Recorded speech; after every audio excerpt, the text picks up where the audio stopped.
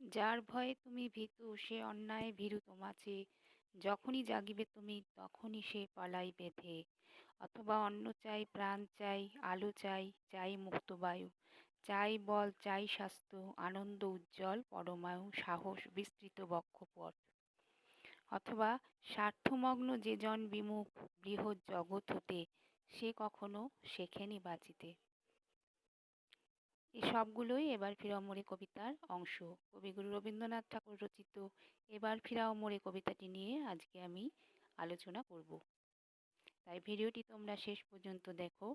ভিডিওটি ভালো লাগলে লাইক করো, বন্ধুদের শেয়ার করো, চ্যানেলে নতুন হয়ে থাকলে চ্যানেলটিকে অবশ্যই সাবস্ক্রাইব করো। উপরোক্ত লাইনগুলোর মধ্যে যে গভীর ব্যঞ্জনা বা অর্থ ফুটে ওঠে তা মানব জীবনের সঙ্গে প্রত্যক্ষভাবে জড়িত। এই সমস্ত লাইনের অর্থের যে দোতনা প্রকাশিত হয় তা বিশ্ব সাহিত্যেও বিরল। প্রত্যেকটি লাইনে একটি কবিতাতেই অবস্থিত, তাই সম্পূর্ণ কবিতাটি একটি গভীর ব্যঞ্জনাময় কবিতা। কবিতার নাম এবার ফিরাও মোরে, কবিগুরু রবীন্দ্রনাথ ঠাকুরের লেখা চিত্রা কাব্যগ্রন্থের অন্তর্গত। 23শে ফাল্গুন 1300 বঙ্গাব্দে রামপুর বোয়ালিয়ায় কবি কবিতাটি লিখেছিলেন। এই সময় কবি তার কবি জীবনের প্রায় মধ্যগগনে মানসী সোনাতরী পর্বে কবিতার অসামান্য নিদর্শন রেখে চিত্রাকাব্যে কবির পদার্পণ। কবির কল্পনাবিলাসী মন কল্পনা শিকড় থেকে ফিরে আসতে চেয়েছে বাস্তবের মাটিতে। বাস্তব জীবনের এত সুখ দুঃখ যন্ত্রণা তা থেকে কবি মুখ ফিরিয়ে থাকতে পারেননি। তিনি তার কবিতার কল্পনাকে বাস্তব জীবনের দিকে ফেরাবার জন্য আকুল প্রার্থনা করেছেন। এবার ফিরাও মোরে, অর্থাৎ কল্পনাময় জগৎ থেকে বাস্তব জগতে ফেরানোর প্রার্থনা। কিন্তু এই যে কল্পনার রাজ্যে বিচরণ করে বাস্তব জীবনে ফিরে আসা, তা কি কবির পক্ষে কখনো সম্ভব?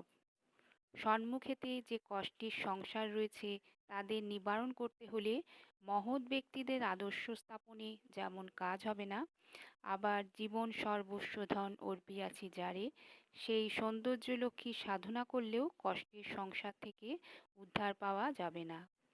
মানুষের দুঃখ কষ্ট দূর করতে হলে তাকে মানুষের সঙ্গে মিশে যেতে হবে। এই বাস্তব পৃথিবীর সুখ দুঃখকে নিজের করে নিতে হবে। কিন্তু কবি কবিতায় চেষ্টা করেছেন বাস্তব জীবনে ফিরে যেতে, তার সৌন্দর্য লক্ষ্মী সৌন্দর্য প্রতিমাকে বিসর্জন দিতে। কবিরা পারেন তাদের কবিতার মধ্য দিয়ে বাস্তবের রূঢ় মাটিতে মিশে যেতে। তাই তো এবার ফিরাও মোরে কবিতাটি হয়ে উঠেছে এক বাস্তবের কবিতা, কোনো স্বপ্নবিলাসী কল্পনা কেন্দ্রিক সৌন্দর্যপ্রেমী কবিতা নয়। কবি যেমন ফিরতে চেষ্টা করেছেন তেমনি ফেরাতে চেষ্টা করেছেন সমস্ত মানব সমাজকে। তবেই তো সার্থকতা পাবে কবির কবিতা। তাই এবার ফিরাও মোরে কবিতাতে কবি কল্পনা বিলাসিতা ত্যাগ করে বাস্তবমুখে যাত্রার চেষ্টা করেছেন। তাহলে এবার কবিতাটি দেখো। সংসারে সবাই যাবে সারাক্ষণ শতকর্মে রত, তুই শুধু ছিন্ন বাঁধা পলাতক বালকের মতো মধ্যাহ্নে মাঠের মাঝে একাকী বিষণ্ণ তরু ছায়ে দূর বনগন্ধ বহ মন্দ গতি ক্লান্ত তপ্ত বায়ে সারাদিন বাজাইলি বাঁশি। আমাদের এই বাস্তব পৃথিবীতে সকল মানুষ যে যার কর্মে রত, সর্বদা সকলে নিজের কাজে ব্যস্ত। তুই শুধু ছিন্ন বাঁধা বালকের মতো। ছিন্ন বাঁধা পলাতক বালক বলতে কবি এখানে নিজের কথাই বলেছেন, বা যারা বাস্তব পৃথিবী থেকে দূরে নিজের কর্ম করে চলেছে তাদের কথা বলেছেন। ছিন্নবাঁধা পলাতক বালক অর্থাৎ যাকে বাস্তব সংসারের বন্ধনে বেঁধে রাখা যায় না, শুধু পালিয়ে বেড়ায় নিজের স্বার্থসিদ্ধির জন্য, এক অহংবোধও তাদের মধ্যে কাজ করে। কবির কল্পনা সৌন্দর্যের কবিতা তাও ছিন্নবাঁধা পলাতক বালকের মতো, যা বাস্তব পৃথিবী থেকে অনেক দূরে। সেই ছিন্নবাঁধা পলাতক বালক দুপুরে মাঠের মাঝে একাকী বিষণ্ণভাবে গাছের ছায়ায় বসে সারাদিন বাঁশি বাজিয়ে চলে। সেই বালক জগৎ সংসার থেকে দূরে এক আত্মতৃপ্ত জীবন অতিক্রম করে চলেছে। সে একাকী বিষণ্ণ। দূর বন থেকে মৃদুমন্দ বাতাস ভেসে এসে মধ্যাহ্ন দুপুরকে আরও নিঃসঙ্গ করে তুলেছে। সংসারে সবাই যখন সারাক্ষণ শত কাজে রত রয়েছে, তখন ব্যক্তি বিশেষের এই নিঃসঙ্গতা কবিকে ভাবিত করেছে। তাই কবি বলেছেন, ওরে তুই ওঠ আজি, আগুন লেগেছে কোথা, কার শঙ্খ উঠিয়াছে বাজি জাগাতে জগৎ জনে, কোথা হতে ধ্বনিছে কন্দনে শূন্যতোল, কোন অন্ধকারা মাঝে জর্জর বন্ধনে অনাথিনী মাগিছে সহায়। তাই কবি সেই ছিন্নবাঁধা পলাতক বালককে, যে বাস্তব জগৎ থেকে মুখ ফিরিয়ে আত্ম অহংকারে রত, তাকে জেগে ওঠার আর্জি জানাচ্ছেন। তাকে স্বার্থোদ্যত জীবন থেকে ফিরিয়ে আনতে চেয়েছেন। বলছেন যে কোথাও আগুন লেগেছে, পৃথিবীর মানুষকে আগুনের হাত থেকে উদ্ধারের দায়িত্ব তারও। কোথায় শঙ্খধ্বনি বেজে উঠছে, সেই শঙ্খধ্বনিতে সমস্ত জগৎকে জেগে ওঠার আহ্বান ধ্বনিত হয়ে উঠছে। কোথা থেকে এই শূন্যতলে ক্রন্দনধ্বনি ভেসে আসছে, কোনো এক অন্ধকার গৃহে কারারুদ্ধ হয়ে এক অনাথিনী সাহায্য প্রার্থনা করছে। এই সমস্ত কিছুই এই বাস্তব পৃথিবীতে ঘটে চলেছে। বাস্তব পৃথিবীর এই করুণতা অনুধাবন করলে মুখ ফিরিয়ে থাকা সম্ভব নয়। ব্যক্তিগত আদর্শের জ্ঞান সাধনায় কবি কখনো কখনো কুণ্ঠা বোধ করেন। তার জ্ঞান যেন উচ্চতর ভাব সাধনাতে নিঃশেষ না হয়ে যায়। বাস্তব জীবন সংগ্রামে তা যেন মানুষের মনে আশা, উৎসাহ ও শক্তি সঞ্চার করতে পারে। তাই বাস্তব থেকে মুখ ফিরিয়ে থাকা সকলের প্রতি কবির আহ্বান, ওরে তুই ওঠ আজি। স্ফীতকায় অপমান অক্ষমের বক্ষ হতে রক্ত শুষি করিতেছে পান লক্ষ মুখ দিয়া, বেদনারে করিতেছে পরিহাস, স্বার্থোদ্যত অবিচার সংকুচিত ভৃত দাস লুকাইছে ছদ্মবেশে। এই লাইনগুলোতে কবি সাম্রাজ্যবাদী শাসক সম্প্রদায়ের কথাই বলেছেন। তদানীন্তন রাজশক্তির অমানসিক অত্যাচার ও অবিচারে কবির মন চঞ্চল হয়ে উঠেছে। যে শোষিত জাতি শাসক শ্রেণীর পরাভূত হয়ে ক্রীতদাসের জীবন বেছে নিয়েছিল, শাসকের আশ্রয় থেকে নিজের দেশের অপমান তারা করেছে, তারা তো অক্ষম। এই অক্ষম ভারতবাসীর বুক থেকে রক্ত শুষে পান করেছে ওই শাসক শ্রেণী। তাদেরই বেশভূষায় সজ্জিত হয়ে তাদেরই সমর্থন করেছে ভারতের শোষিত জনগণ। তাদের মনের বেদনা পরিহাসে পরিণত হয়েছে শাসকের কাছে। শোষিতরা শুধু দিয়ে গেছে শ্রম, শক্তি, মান, সম্মান, সমস্তই তারা শাসিতের কাছে সমর্পণ করেছে। তারা পরিণত হয়েছে ভীত ক্রীতদাসে, যারা শুধু স্বার্থ উদ্ধারের চেষ্টায় শোষিতদের উপর অত্যাচার করে গেছে। আর শোষিত ভীত ক্রীতদাস ছদ্মবেশে মুখ লুকিয়ে রেখেছে। এভাবে ভারতের বুকে ঘটে চলেছিল শোষিত এবং শাসক শ্রেণীর ইতিহাস। ওই যে দাঁড়ায় নত শির, মুখ সবে ম্লান মুখে লেখা শুধু শতাব্দীর বেদনার করুণ কাহিনী। স্কন্ধে যত চাপে ভার, বহি চলে মন্দগতি, যতক্ষণ থাকে প্রাণ তার। তারপর সন্তানেরে দিয়ে যায় বংশ বংশ ধরি, নাহি ভৎসে অদৃষ্টেরে, নাহি নিন্দে দেবতারে সরি। মানবেরে নাহি দেয় দোষ, নাহি জানে অভিমান, শুধু দুটি অন্ন খুঁটি কোনো মতে কষ্ট ক্লিষ্ট প্রাণ রেখে দেয় বাঁচাইয়া। ওই যে দাঁড়ায় নতশির, মুখ সবে যারা নতশিরে দাঁড়িয়ে আছে, অর্থাৎ শোষিত সম্প্রদায়, তারা মুখ বা বোবা, অর্থাৎ তাদের মুখে ভাষা নেই, তারা প্রতিবাদ করতে জানে না। শাসক শ্রেণী তাদের শ্রমিকে পরিণত করেছে, শুধু তাদের বেদনার করুণ কাহিনী ইতিহাসের পাতায় লেখা রয়। পৃথিবীর যা কিছু সম্পদ ওই শ্রমিক শ্রেণীর হাতেই গড়ে ওঠে, অথচ তারা শাসকের থেকে কখনোই উপযুক্ত পারিশ্রমিক বা মর্যাদা পায় না। যুগ যুগ ধরে, শত শতাব্দী ধরে শ্রমিক শ্রেণীর এই ইতিহাস বয়ে চলেছে। যতক্ষণ তাদের দেহে প্রাণ থাকে তারা সৃষ্টি কাজে রত থাকে। তারপর তাদের সন্তানেরা বংশ বংশ ধরে এই শ্রমিকের কাজই করে যায়। সকল শ্রমিকই শোষিত হয় বা শাসিতদের দ্বারা। তারা এই যে বংশ বংশ ধরে শ্রমিক শ্রেণীর গড়ে ওঠা, তাদের উপর অত্যাচার অবিচার, এই জন্য তারা অদৃষ্টকেও কখনো ভৎসনা করে না, দেবতাদেরও নিন্দা করে না, মানব জাতিকেও কোনো দোষ দেয় না। তাদের মনে এই বিষয়ে কোনো অভিমানও নেই। তারা জানে তারা শ্রমিক, বংশ বংশ ধরে তাদের এভাবেই জীবন নির্বাহ করে যেতে হবে। শুধু দুটি অন্ন খুঁটি কোনো মতে কষ্ট ক্লিষ্ট প্রাণ জীবন ধারণের জন্য যেটুকু প্রয়োজন, শুধু সেটুকু, অর্থাৎ তাদের সেটুকু পেয়েই তারা তাদের জীবনকে বাঁচিয়ে রাখে। ইংরেজ শাসনে স্বদেশী সমাজের দুর্গতির এমন চিত্র বাংলা ভাষায় আর কোথাও নেই। কবি রবীন্দ্রনাথের ভাবোদ্দীপনা ও অনুভূতির গভীরতার এটি একটি প্রকৃষ্ট উদাহরণ। ওই অনুভূতি যেমন তীব্র, তেমনই বাস্তবাশ্রয়ী। যে বেদনা এখানে বিস্ফোরিত হয়েছে, সমগ্র রবীন্দ্র কাব্যে এই ধরনের হৃদয়মুখরতা আর কোথাও নেই। কল্পনা এভাবে অনুভূতিকে কখনোই অতিক্রম করেনি। সে অন্ন যখন কেউ কাড়ে, সে প্রাণে আঘাত দেয় গর্ভান্ধ নিষ্ঠুর অত্যাচারে। নাহি জানে কার দ্বারে দাঁড়াইবে বিচারের আসে, দরিদ্রের ভগবানে বারেক ডাকিয়া দীর্ঘশ্বাসে মরে সে নীরবে। দরিদ্রের অন্ন যখন শাসক শ্রেণী কেড়ে নেয়, তাদের উপর নিষ্ঠুরভাবে অত্যাচার করে, যখন তাদের প্রাণে ওই শাসক শ্রেণী আঘাত দেয়, তখন তারা জানে না বিচারের আশায় তারা কার কাছে যাবে। কারণ তাদের মধ্যে দলবদ্ধতা নেই, মিলিত প্রচেষ্টাও নেই। দুমুঠো অন্ন জোগাড়ের জন্য অমানুষিক পরিশ্রম করা এই শোষিত জনগণের শোষণের হাত থেকে মুক্তির উপায়ও নেই। কারণ তারা একাকী থাকে, নিঃশব্দে তারা তাদের কাজ করে চলে।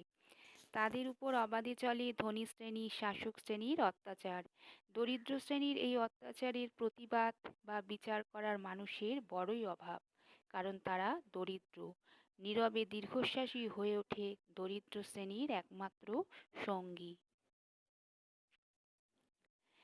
এইসব মূঢ় ম্লান মুখ মুখে দিতে হবে ভাষা, এইসব শ্রান্ত শুষ্ক ভগ্ন বুকে ধনিয়া তুলিতে হবে আশা, ডাকিয়া বলিতে হবে মুহূর্তে তুলিয়াসির একত্রে দাঁড়াও দেখি সবে, যার ভয়ে তুমি ভীত সে অন্যায় ভীরু তোমাচে, যখনই জাগিবে তুমি তখনই সে পলাইবে ধেয়ে, যখনই দাঁড়াবে তুমি সম্মুখে তাহার, তখনই সে পথকুকুরের মতো সংকোচে সত্রাসে যাবে মিশে, দেবতা বিমুখ তারে কেহ নাই সহায় তাহার, মুখে করে আস্ফালন জানে হীনতা আপনার মনে মনে।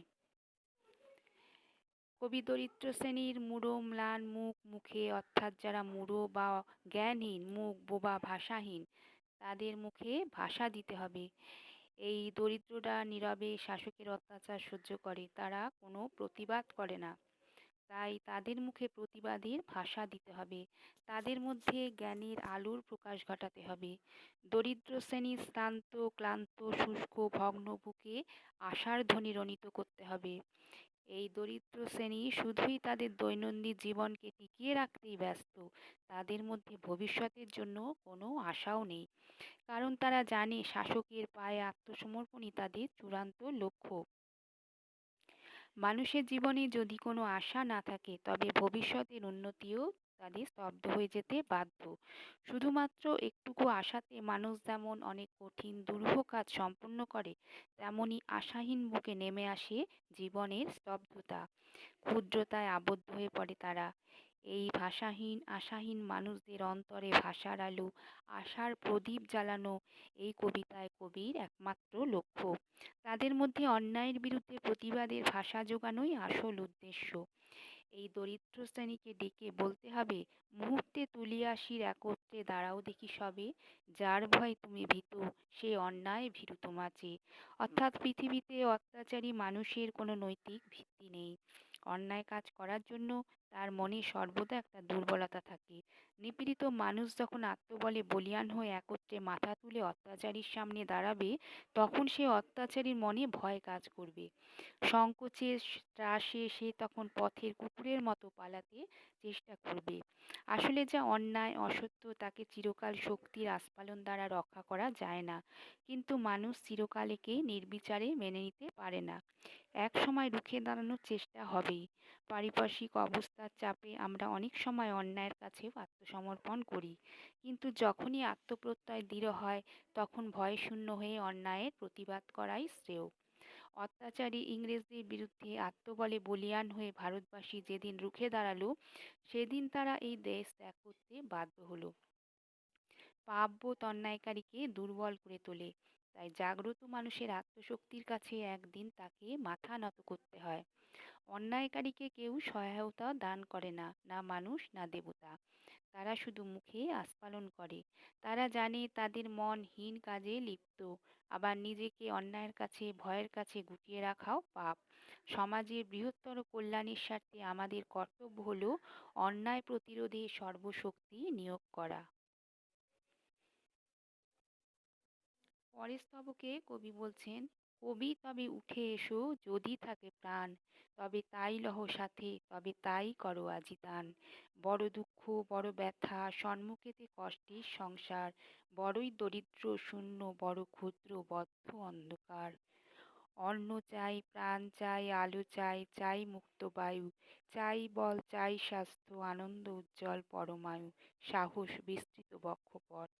এ দৈন্য মাঝারে কবি একবার নিয়ে এসো, স্বর্গ হতে বিশ্বাসের ছবি। কবি রবীন্দ্রনাথ সমস্ত কবিদের প্রতি আহ্বান জানাচ্ছেন, যদি তাদের মনে মানুষের প্রতি বিশ্বাস ভালোবাসা থাকে, তবে মানুষের জন্য কিছু করার আহ্বান তিনি করছেন সবাইকে। কবিদের কাজ কবিতার মাধ্যমে মানব সমাজকে উদ্বোধিত করা।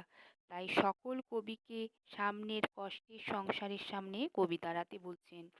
সেই কষ্টের সংসারে আজ বড় দুঃখ, বড় ব্যথা। সমাজের মানুষ অত্যাচারীর অত্যাচারে আজ দরিদ্র। তাদের জীবন শূন্যতায়, ক্ষুদ্রতায়, বদ্ধতায় আবদ্ধ, অন্ধকারময়। সমাজের দরিদ্র মানুষদের জন্য কবির আহ্বান, অন্ন চাই, প্রাণ চাই, আলো চাই, চাই মুক্ত বায়ু, চাই বল, চাই স্বাস্থ্য, আনন্দ উজ্জ্বল পরমায়ু।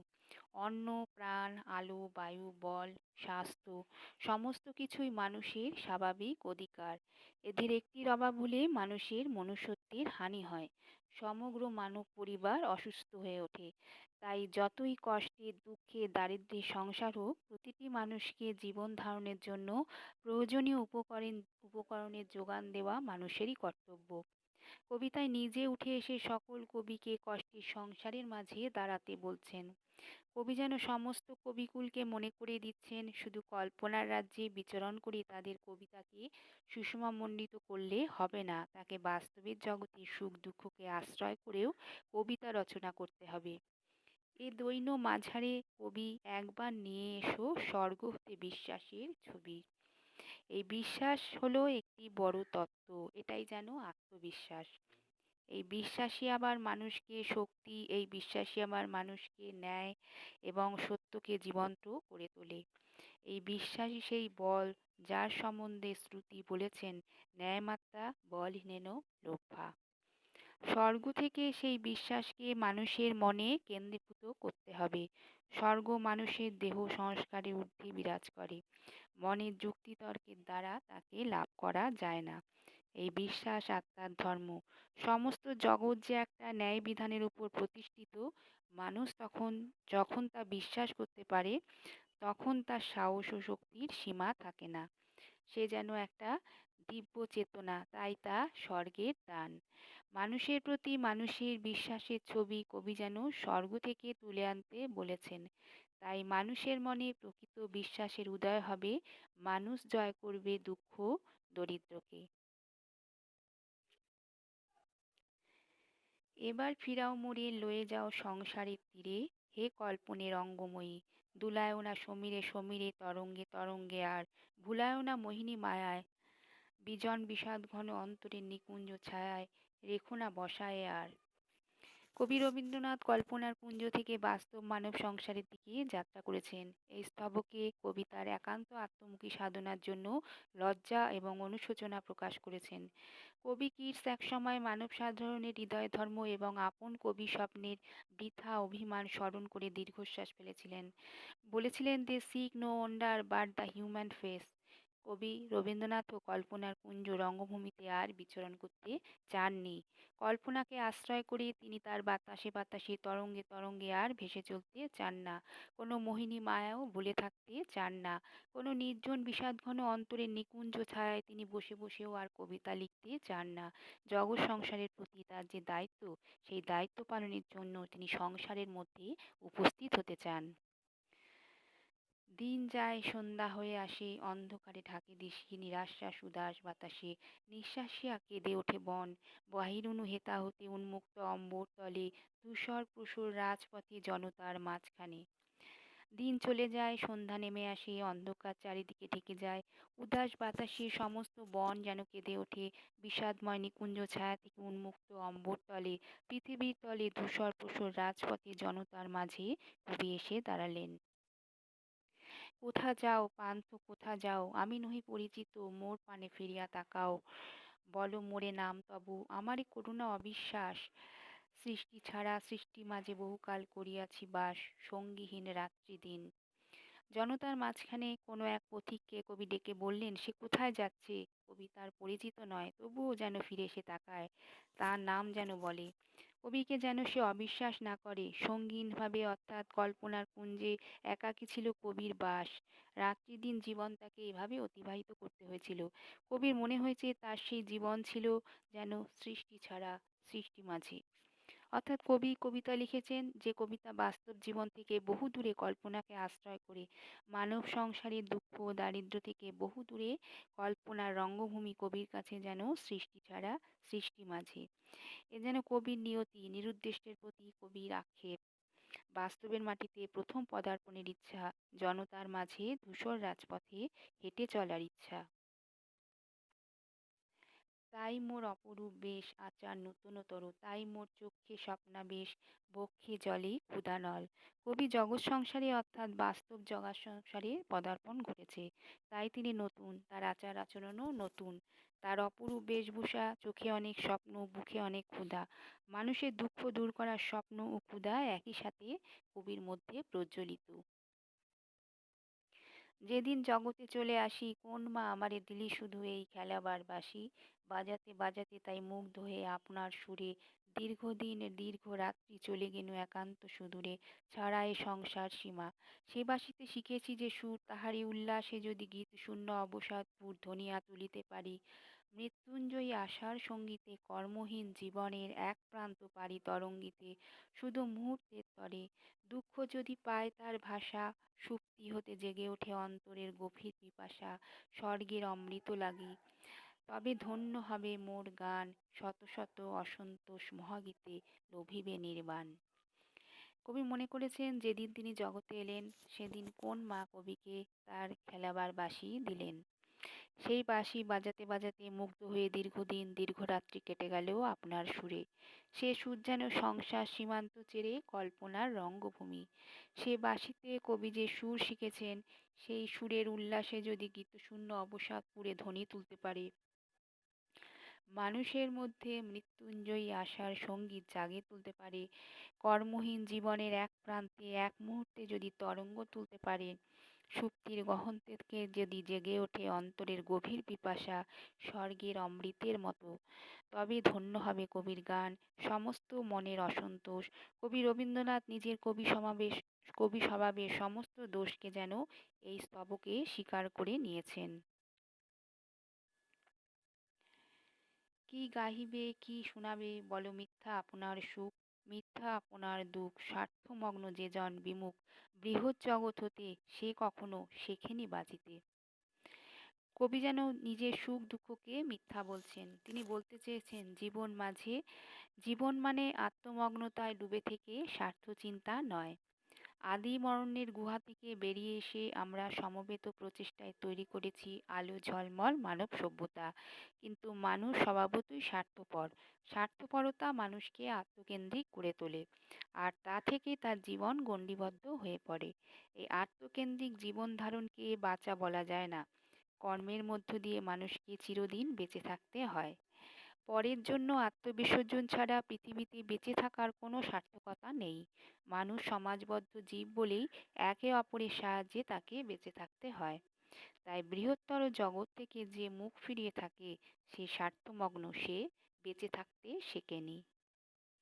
মহাবিশ্ব জীবনের তরঙ্গেতে নাচিতে নাচিতে নির্ভয় ছুটিতে হইবে, সত্তরে করি ধ্রুবতারা, মৃত্যুরে করি না শঙ্কা। মানবের সাথে মানবের বিশ্বে মানুষের সঙ্গে আমাদের চলতে হবে, ভয় বা শঙ্কা নয়, একমাত্র ধ্রুবতারা বলেই মনে করতে হবে সত্যকে।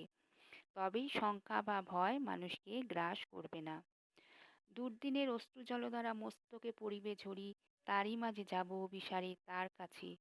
জীবন সর্বস্ব ধন অর্পিয়াছি যারে, জন্ম জন্ম ধরি। কে সে? জানি না কো, চিনি নাই তারে, শুধু এইটুকু জানি, তারই লাগি রাত্রি অন্ধকারে চলেছে মানব যাত্রী যুগ হতে যুগান্তর পানে, ঝড় ঝঞ্ঝা বজ্রপাতে জ্বালায় ধরিয়া সাবধানে অন্তর প্রদীপখানি। যখনই দুর্দিন উপস্থিত হবে অশ্রুজল ঝরে পড়বে মাথার উপরে, কোনো ভয় নেই, সেই দুর্দিনে অভিসারে যেতে হবে। কার কাছে? জীবন সর্বস্ব ধন যার কাছে অর্পিত, তার কাছে। জন্ম জন্ম ধরে এই জীবন সর্বস্ব ধন কার কাছে অর্পিত? তাকে কবি চেনেন না। সে কে? তাকে কবি জানেন না। তিনি শুধু এইটুকু জানেন, তার জন্য রাত্রির অন্ধকারে মানবযাত্রী যুগ থেকে যুগান্তরে চলেছে। ঝড় ঝঞ্ঝা বজ্রপাতে অন্তরের প্রদীপখানি জ্বালিয়ে রেখে সে চলেছে তার উদ্দেশ্যে। শুধু জানি যে শুনেছে কানে তার আহ্বান গীত, ছুটেছে সে নির্ভীক পরাণে সংকট আবর্ত মাঝে, দিয়েছে সে বিশ্ব বিসর্জন, নির্যাতন লয়েছে সে বক্ষপাতি মৃত্যুর গর্জন, শুনেছে সে সঙ্গীতের মতো। দহিয়াছে অগ্নি তারে, বিদ্ধ করিয়াছে শূল, ছিন্ন তারে করেছে কুঠারে, সর্বপ্রিয় বস্তু তার অকাতরে করিয়া ইন্ধন, চিরজন্ম তারি লাগি জ্বেলেছে সে হোম উতাসন, হৃৎপিণ্ড করিয়া ছিন্ন রক্তকদ্ধ অর্ঘ্য উপহারে, ভক্তিবরে জন্ম সৎ শেষ পূজা পূজিয়াতে তারে, মরণে কৃতার্থ করি প্রাণ। কে সে? কবি জানেন না। বাস্তব জীবনের সুখ দুঃখ ছেড়ে কবি যেন আবার কল্পনার রাজ্যে ফিরে যেতে চাইছেন। কার আহ্বান গীত শুনেছেন? তার আহ্বান শুনে সংকটময় আবর্তে ভয়হীন পরাণে থাকা যায়, যে সমস্ত নির্যাতন বুক পেতে নিয়েছে, মৃত্যুর গর্জনকে সহজে উপেক্ষা করেছে, সে অগ্নিতে দগ্ন হয়ে গেছে, শূলে বিদ্ধ হয়ে গেছে, কুঠারের দ্বারা ছিন্ন হয়ে গেছে, সর্বপ্রিয় বস্তুকে অকাতরে পরিত্যাগ করে জন্ম ধরে তার জন্য হোম হুতাশনের আয়োজন করেছে। হৃৎপিণ্ড ছিন্ন করে রক্তপদ্মের অর্ঘ্য তাকেই উপহার দিয়েছে। ভক্তিভরে জন্ম শোধ করে শেষ পূজা তাকেই দেয়া হয়েছে। মরণে প্রাণ কৃতার্থ হয়ে গেছে। শুনিয়াছি তারই লাগে রাজপুত্র পড়িয়াছে ছিন্ন কন্থা, বিষয় বিরাগী পথের ভিক্ষুক, মহাপ্রাণ সইয়াছে পলে পলে সংসারের ক্ষুদ্র উৎপীড়ন, বিধিয়াছে পদতলে প্রত্যহের কুশাঙ্কুর, করিয়াছে তারে অবিশ্বাস মূঢ়বিজ্ঞজনে, প্রিয়জন করিয়াছে পরিহাস অতি পরিচিত অবজ্ঞায়, গেছে সে করিয়া ক্ষমা নীরবে করুণ নেত্রে, অন্তরে বহিয়া নিরুপমা সৌন্দর্য প্রতিমা। কে সে? কবির জীবন দেবতা। মানসী সোনাত্তরী পর্বে যে কল্পনা বিলাস চিত্রায় এসে সেই জীবন দেবতার আগমন। এই জীবন দেবতাকে কেন্দ্র করে কবি লিখেছেন অসংখ্য গান ও কবিতা। কবির এই যে বিশ্ব চেতনাবোধ, তার সঙ্গে ঈশ্বরবোধের উপলব্ধি তাকে আধ্যাত্ম জীবন চেতনার আনন্দ রসে সমাদৃত করে তুলেছে। এটিই কবির জীবন দেবতা তত্ত্ব। এই জীবন দেবতার উপলব্ধি যেন বৈচিত্র্যের মধ্যে ঐক্যের মিলনের। কবির এই জীবন দেবতা কবির কাছে এসেছে নানাভাবে নানা রূপে। আধ্যাত্ম সাধনার মধ্যে দিয়ে তিনি ঈশ্বরের কাছে সমর্পিত হয়েছেন। জীবন দেবতার প্রতি এই আত্মনিবেদন ভগবানের প্রতি আত্মনিবেদন। কবির ভগবান হলেন এই জীবন দেবতা।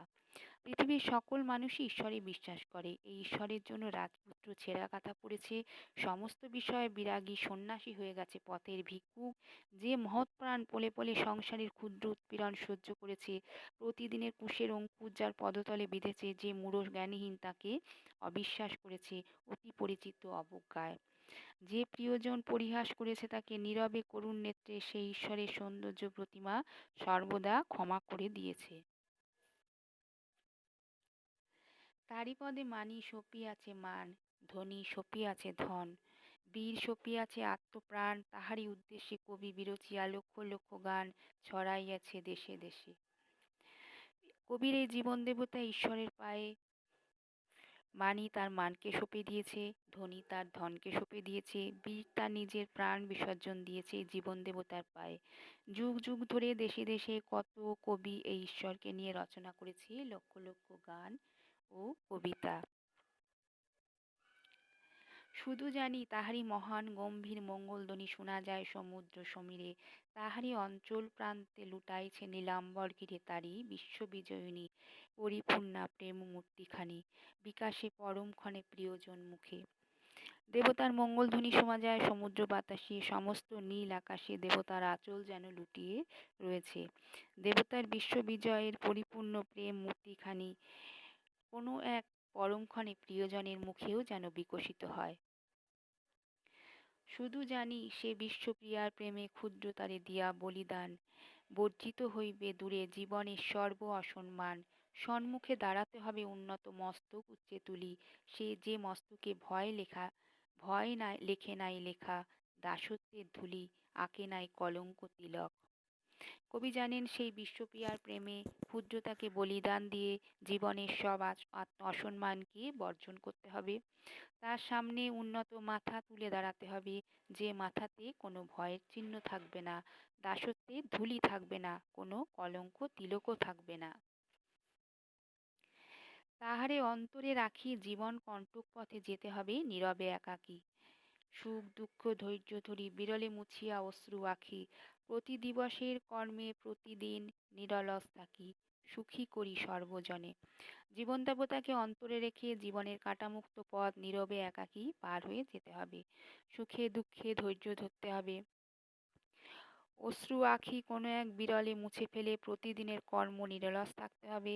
কবির মতে জীবন দেবতাকে অন্তরে ধারণ করলে সমস্ত সুখ দুঃখ সংকটময় পথ সহজেই পার হওয়া যায়। তারপর দীর্ঘ পথ শেষে জীবনযাত্রা ক্লান্ত অবসানে ক্লান্ত পদে রক্তসিক্ত বেশি উত্তরিব একদিন শান্তিহারা শান্তির উদ্দেশ্যে দুঃখহীন নিকেতনে।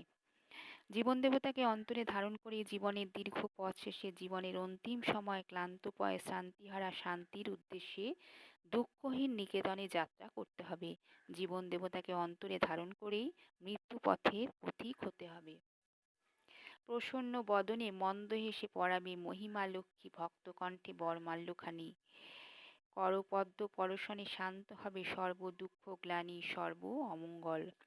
খুশি হয়ে দেবতা তার বরমাল্যখানি ভক্তের উদ্দেশ্যে নিবেদন করলে জীবনের সর্ব দুঃখ গ্লানি ও অমঙ্গল দূর হবে।